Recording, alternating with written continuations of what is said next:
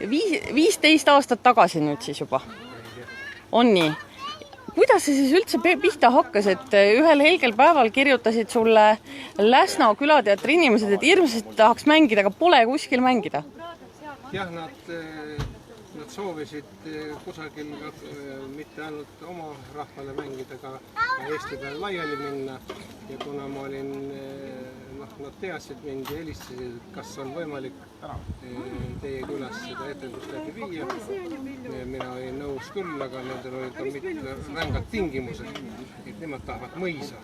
Ma ütlesin, et mõisad meil ei ole. Mõtlesin küll naabriküla mõisa peale, kuidas sa annad ära oma seda tegevust nüüd naaberkülale, võt see eestlase kadedus. Ja siis ütlesin, et meil on väga võimsad talud. Väga võimas talu, nagu see Kassia ja talu. Juttu sellest küsisin peremehe käest, kas on ta nõus meid vastu võtma. Ta oli muidugi nõus vastu võtma. Lühikese ajaga, kusagil nädal aega oli aega reklaami teha ja üle 40 inimesed oli kohale publikut vaadata. Ja peale etendust siis peremees seal ütles, et miks me siis selliseid üksikuid tükke teeme, et 1 aasta ja 3. aastal ja 4. et korraldamegi Viljandimaal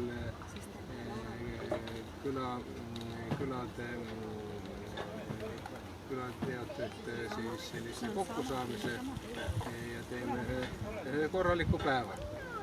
No see siis kasvas niimoodi välja. Algul oli päris raske neid tükke saada, nad ei saanud aru, kus nad tulema peavad. Mida tegema. Aga siis, kui nad aru hakkasid saama, siis meil venisid isegi on 2 korda olnud 3-päevased ja meie toonane patroon, härra Kalju Komissarov, kes on nüüd mananud meil, väga tore inimene, väga südamelik, väga armastas just neid külateatrit, ütles, et ega siis professionaalid teevad nagunii, mis nad teevad, aga natuke peaks neid nihkesse ajama neid tükke, et siis oleks palju huvitavam elu, ühesõnaga külaelu, et see oleks nagu põhiline. Helena Kesonen on see noor tore inimene, kes jätkab siis Kalju Komissarovi tööd siin Kuhjavere külateatrite festivali patroonina. Komissarov või Koma, nagu kõik teda kutsuvad, oli sinu õpetaja. Helena, kuidas sind mõjutas see tema suhtumine ka külateatritesse või kas te rääkisite omavahel ka sellest, mis üldse on selline külateatri eesmärk? Kaljuga ma muidugi külateatritest otseselt ei rääkinud. Tema käest me saame ikkagi nagu klassikalist õpet ja klassikalisi käsitööoskusi. Ja külateater väga nii palju nendest klassikalistest asjadest ei hooli ja neil on ikkagi, et oleks nagu tore, oleks lusti, oleks rõõmu. Ja nüüd, kui ma tagasisidet annan ka, et ma nagu väga nagu ei hakka mingite detailide kallal närima, et pigem nagu väiksed nagu näpunäited ja nõuanded, et kuidas võiks nagu paremini olla ja mis oli hea ja et selline, et ikkagi rõõm säiliks inimesel.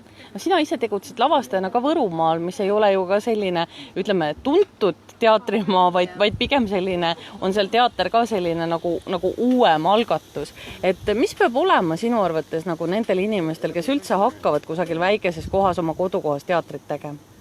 No armastus teatri vastu ja armastus kodukoha vastu. Ja väga suur eneseusk, et see, mis nad teevad, et see läheb kohalikele inimestele korda. Sest Võrumaal jah, et väljaspoolt väga palju tule, see tähendab, et sa paned ennast nii palju sisse ja pead leppima sellega, natuke vähem tuleb vastu, aga ikkagi usud sellesse kõigesse.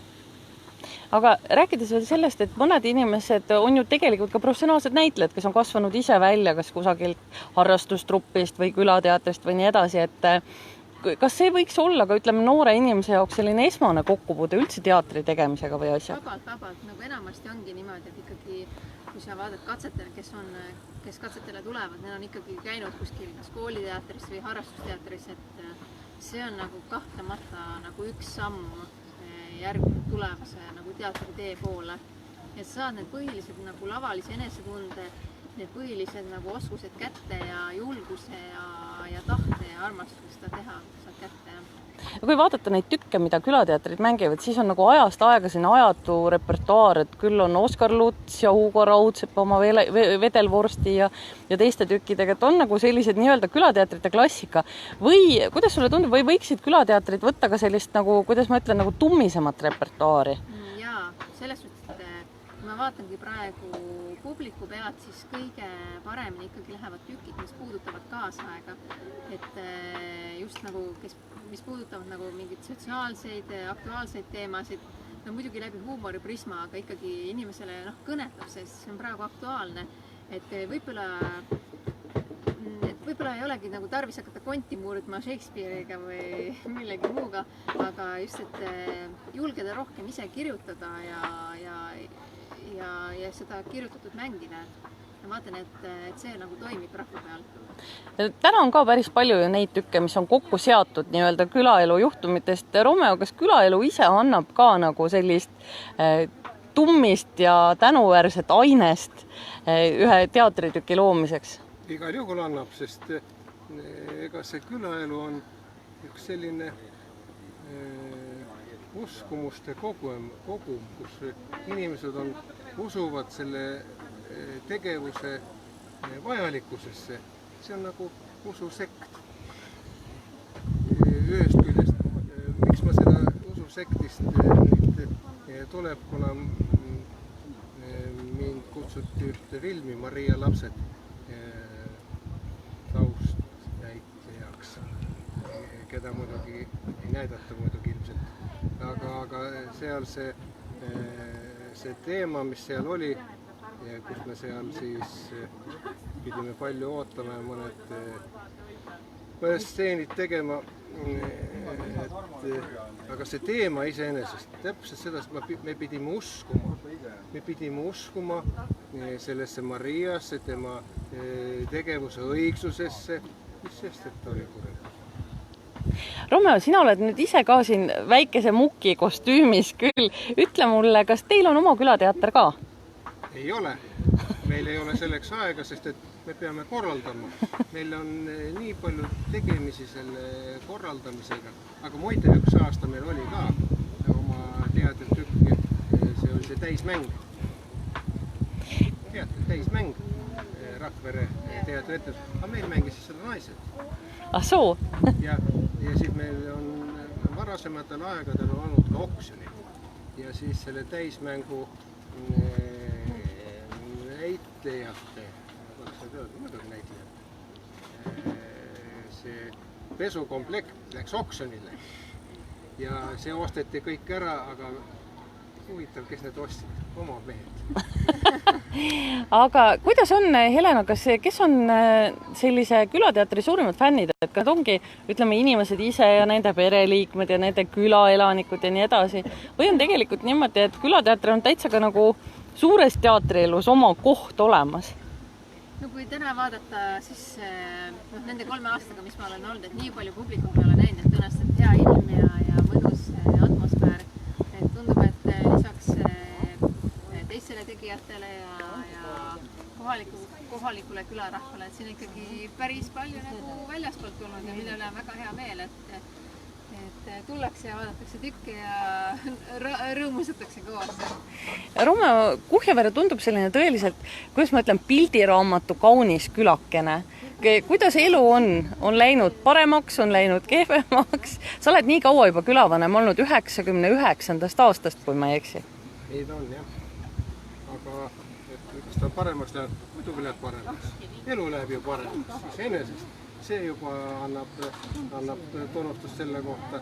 Muidugi see, et elu läheb paremaks, võib tekitada sellist väikest tagasilööki, et meil on hea olla. Ja teine asi on see, et neid võimalusi kultuuriliselt ennast harida, neid kohti on viimasel ajal eriti palju tulnud, kui rääkida külateatritest üldse ja selle külateatrite festivali korraldamisest. Kui palju neid kohti on.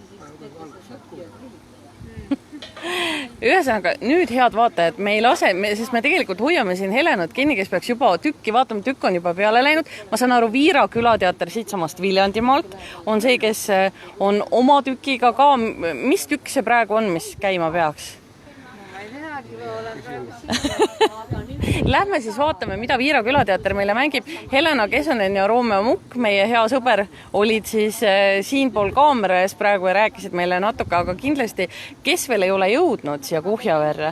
Ilmad on ilusad, homme on ka veel teatripäev, terve päev saab teatrit vaadata, eks ole, Romeo? Ja täna õhtu, kes ei ole veel siia jõudnud, kindlasti tulge veel.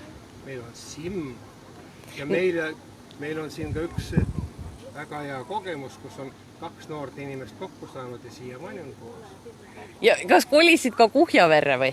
Kuhjaverest, jah. No näed Nad ei siis. olnud Kuhjaverest, aga kaugemalt tuli siia ja siin said Nii et see on üks suur... koos. Vot. Ja külavanem siis võttis nad ette ja viis ajakirjaniku juurde, ajakirjanik tegi suure pikka loo sellist. No nii, aga suur aitäh teile ja lähme siis meie vaatame. vaatan jah, mis ma neile pärast ütlen. Lähme meie vaatame natuke, palun vabandust, head kuulajad, kui meil on veidikene siin pilt väriseb, sellepärast et sest me kõnnime samal ajal ja vaatame ka siin ringi, mida toredad siin on. Nii, presidendi tamm on siin ka aastal 2003 on see istutatud. Ja see sama plats, kus praegu Romeo, kus teatrimäng parasjagu käib, kas selle olete ehitanud hiljem või see juba oli siin passaial olemas? See ei ole passaia. See on nüüd hiljem siia kõrvale ehitatud? See on hoopis Alt-Siimu talumaad kunagi on. Õigemini Siimu talumaad. Selle Siimu talumaa, kes seal nüüd paistab. Ja see plats ei siis nagu tühjana. Otsisime 20 aastat tagasi kohta, kus siis oma külaplatsi nagu rajada, seda neutraalset kohta, kus koos käia. Muidu tavaliselt käisin minu kodus, aga kellegi kodus käimine on natukene ikka teistmoodi. Ebameeldivust. Ja siis me saime selle platsi, peremees lubas siia tulla, et tehke korda, tema on palju lihtsam. Ja nüüd me ostsime selle maa üldse välja, ehitasime selle külamaja ja see on ehitusregistris meil, maa on küll meie oma, külamaa on ehitusregistris, et me oleme ka küla kinnisvara omanik ja kõik nullist ehitatud, me ei ole taotlenud ühtegi senti selle kinnistu, nimetatud siis kinnistu omandamiseks. Kõik me oleme ise teeninud, töötanud ja paigale pannud. Romeo, kui sa nüüd soovitaksid teistele, ütleme, üle Eesti on ju ka selliseid külasid, kus on sellised mitte nii pika kogemusega külavanemad ja alles alustavad võib-olla seda ühistegevust ja kuidas selleni jõuda? Üldse, et külas nagu selline ühe asja ajamine, ühise asja ajamine käib? Ega kui ma oleksin nüüd jumal, siis ma oskaksin seda öelda, aga ja ei saa ju kellelegi öelda juhiseid ette, et kuidas te peate tegema. Eeldab ikkagi 1, 2, 3 inimese sellist soovi, tahet hakata midagi oma kogukonna heaks tegema. Ja selleks peab tal olema siin südames see asi ja tahet seda lõpuni teha. Et ega see kerge ei ole. Külavanemal mul pole midagi teha, sest ta ütleb, kes mida peab tegema. See on selline nali küll, jah. aga seda ütles mul kunagi Repinast Lobotko külavanem, kes nüüd enam küll ei ole. Mina olen nüüd eluaegne külavanem ja ega ma mitte midagi tegema ei pea. Aga kahjuks see päris nii ei ole. Eks see ettevõtmine ja ta peab olema külaselts moodustatud ikkagi. Ja minu soovitus on ainuke see, et kui see külaselts siis tegutsema hakkab, et valitakse see külavanem, kes siis esindab omavalitsuses ja võib-olla ka teistes institutsioonides, et ta oleks ikkagi selle juhatusse kaasatud parem, kui ta on juhatuse liige vähemalt. kui mitte esimees. Romeo, järgmisel aastal on tulemas jälle Eesti külade maapäev. Milline on sinu südamesoov, ütleme, kui sa lähed maapäevale vastu nüüd nii pika kogemusega külavanemana, mida sa kolleegidele soovitaksid ja mida tuleks, ütleme, Eestis võib-olla ära teha, et külades oleks elu veel parem, kui ta täna on, nagu sa ütlesid, elu läheb kogu aeg paremaks? Elu läheb paremaks, mida soovitada? Väga raske on soovitada ka seda ikkagi, et inimesed, kes siis elavad, ütleme siis maapiirkonnas, vahet ei ole, kust see töökoht on. Oluline on see, et ta hoiaks oma südames, oleks oma kodu lähedane. Ja seoses sellega püüaks siis, kui ta ise ei ole võimeline või tal ei ole tahet või soovi, mida iganes, et ta siis vähemalt püüaks aidata kaasa nendele tegijatele ja ei viskas kodaraid. Kaikaid kodarasse nendele, kes teevad, et see on kõige olulisem, et olla heasoolik. Kui ei taha kaasa tulla, siis vähemalt ära viska kaikaid kodarasse.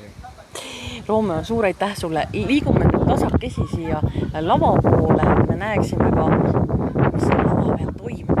Sest me jätame teid, head kuulajad ja vaatajad, täitsa teatrielamusest ilma.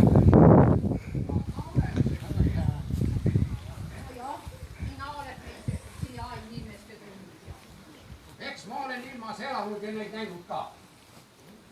Kuule, kui sa oleksid nii hea inimeste tundele, kui sa ütled, sa oleksid endale palju asjalikuma naise saanud, sinu valli on. Vaata, minul on valli, aga sina käsutad ja kamandad. Aga oma Einot pole sa nii kaugele viinud, et ta su ära oleks võtnud. Kassi saba alla mine! Ei ole mina kellegi võtta või jätta. No, ja kas ma üldse tahtsingi minna? Võib-olla ootan paremat. noh, muidugi. Sellepärast sa siis Sirli akna aluses passidki kogu aeg. Eks vana hobu taha ka vahepeal